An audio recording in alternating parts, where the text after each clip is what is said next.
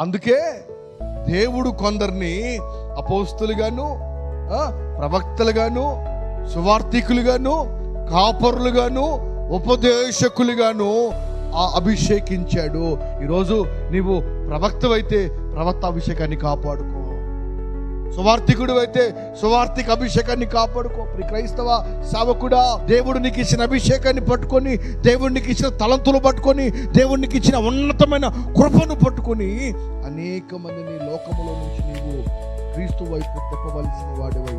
చాలా మంది లేనిపోయిన అభిషేకాలు తెచ్చుకుంటారు.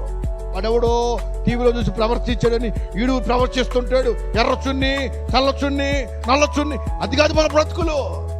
దేని కొరకు పిలువబడ్డామంటే క్రీస్తు యేసు మరణ పునరుద్ధానానికి సాక్షులుగా నిలబడాలి. మనం క్రీస్తు యేసు మరణ పునరుద్ధానానికి సాక్షులుగా మనం నిలబెట్టాడు.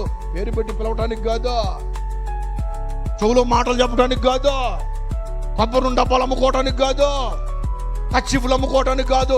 దేవుని సేవ అంటే రోషము కలిగి నరకములో నుండి అనేక మందిని క్రీస్తు వైపు తిప్పటానికి పనిచేయాలి. అది పని మనం ఎన్నుకోబడింది దాని కొరకే. అది విడిచిపెట్టి కచ్చిఫులు అమ్ముకుంటామంటే దేవుని కృపను కోల్పోతున్నావేమో. ప్రియ సావుకుడా, ఒక్కసారి ఆలోచించు.